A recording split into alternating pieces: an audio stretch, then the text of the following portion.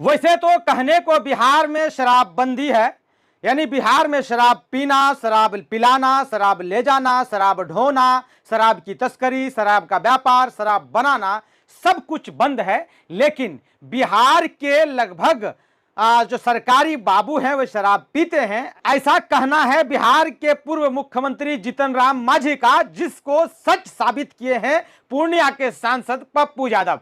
पूर्णिया सांसद पप्पू यादव रुपौली प्रखंड परिसर में निरीक्षण के लिए पहुंचे।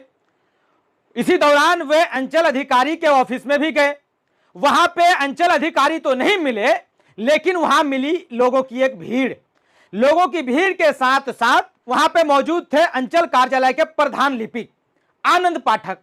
आनंद पाठक से जब बात करने लगे पूर्णिया सांसद पप्पू यादव, तो सांसद जी को लगा कि सामने वाला व्यक्ति कुछ ना कुछ पिया हुआ है, क्योंकि इनकी बोली भाषा और इनके दुर्गंध से ऐसा लगने लगा है कि ये किसी चीज का सेवन किया हुआ है।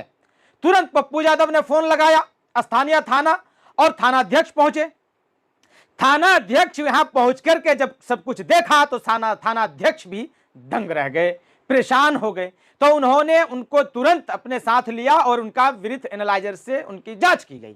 जब प्रधान लिपिक आनंद पाठक का जांच कराया गया तो पता चला कि बिहार सरकार के और बीजेपी के प्रदेश अध्यक्ष भूमि सुधार एवं राजस्व मंत्री दिलीप जायसवाल जी के अपने ही एक ब्लॉक लेवल के क्लर्क उनके ही ऑफिस में शराब पी करके पहुंचा हुआ है।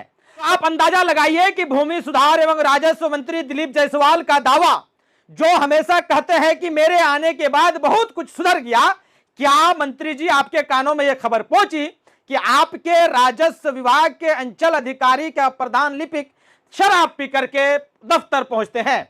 तो आप अंदाजा लगाइए कि वे आम लोगों के लिए क्या काम करते होंगे। तो जब पप्पू यादव एक्शन मोड में आए, पप्पू यादव ने जब इनकी जांच करवाई और यह हकीकत सच साबित हो गया, तो फिर जीतन राम मांझी की बात में भी कोई गलती नहीं है। जीतन राम मांझी भी तो यही कहते हैं कि बिहार सरकार के सभी मंत्री, बिहार सरकार के सभी पदाधिकारी और सभी तरह के सरकारी स्टाफ दारू पीते हैं और दारू पी के वे कार्य भी करते हैं। जिन बातों की पुष्टि पप्पू यादव ने उनके ही लोकसभा क्षेत्र के पूर्णिया के रुपौली अंचल कार्यालय में करके दिखा दिया। तो आप बताइए कि बिहार विशेष भूमि सर्वेक्षण के आने के बाद लोग अंचल कार्यालय दौड़ते दौड़ते पैर घिसा देते हैं, उनके पैर में दर्द होने लगता है, घुटनों में दर्द होने लगता है और उनके पैरों में छाले पड़ जाते हैं। और उनके ऑफिस में जब वे जाते हैं तो वे इसी तरह के पदाधिकारी मिलते हैं।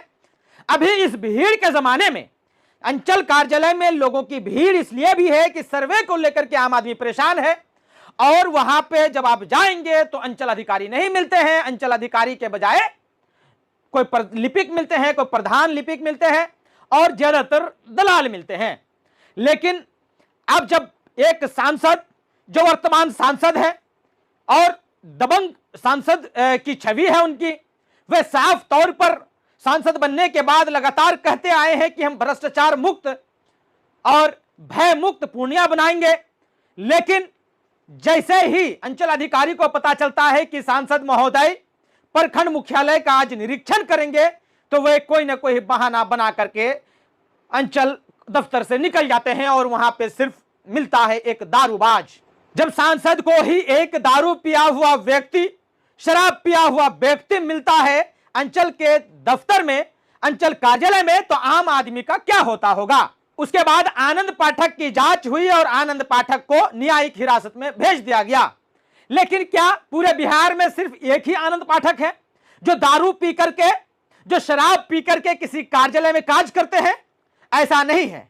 आपको हर कार्यालय में, हर विभाग के हर कार्यालय में आपको इस तरह के लोग मिल जाएंगे जो शराब के नशे में टुल रहते हैं, जो शराब पी करके आम आदमी को परेशान करते हैं, जो शराब पी करके जो उनका कर्तव्य है, जो उनका कार्य है, उस कार्य को भी वे अंजाम नहीं देते हैं। तो फिर आम आदमी जिसके कारण परेशान होते हैं और अंत में उनको दलाल को पकड़ना पड़ता है। फिर यही दलाल उन्हें मोटी रकम देते हैं और उनके बाद फिर वे काम करते हैं। ये अपने विभाग के दफ्तर में काम करने के बजाय फिर ये किसी अलग निजी जगह पे काम करते हैं, अपने घर में काम करते हैं और आम आदमी को परेशान होना पड़ता है। अब बताइए कि पूर्णिया के रुपौली में इस तरह की चीजें जब सामने आती है, पूर्णिया सांसद पप्पू यादव खुद वीडियो रिकॉर्ड करते हुए आनंद पाठक को पकड़ते हैं और उनकी जांच कराई जाती है तो वह सच साबित होता है, तो बाकी के सांसद क्या कर रहे हैं? क्या बाकी के सांसद इसलिए चुप हैं कि उनको मोटी वसूली होती है, या बाकी के सांसद को अंदाजा ही नहीं है कि उनके लोकसभा क्षेत्र अंतर्गत क्या क्या चल रहा है, या फिर वे सब कुछ जानते हुए भी अनजान बने हुए हैं? उसके बाद अंचल कार्यालय से निकलने के बाद पप्पू यादव आम लोगों की बात सुनते हैं, जिसमें आम लोग पप्पू यादव से यह शिकायत करते मिलते हैं कि ज्यादातर म्यूटेशन के पेपर को रिजेक्ट कर दिया जाता है और इनके बदले में कुछ ना कुछ मांग की जाती है। स्पष्ट रूप से कई लोगों ने कहा कि 10,000 से 25,000 रुपये इनका रेट रखा गया है, इनकी एक तय कीमत है जो दलालों के माध्यम से अंचल अधिकारी वसूलते हैं। इसके बाद फिर सांसद पप्पू यादव वहां मनरेगा पीओ के पास पहुंचते हैं और उनको हिदायत देते हैं कि भ्रष्टाचार से बचिए। मनरेगा में जिस तरह के भ्रष्टाचार सामने आ रहे हैं, इस चीज से आपको बचना होगा और अगर हमारी नजर पड़ी तो हम आपको छोड़ेंगे नहीं।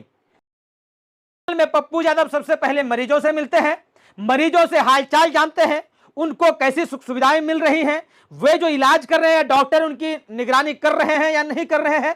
उसके बाद वे मीडिया से मुखातिब होते हैं।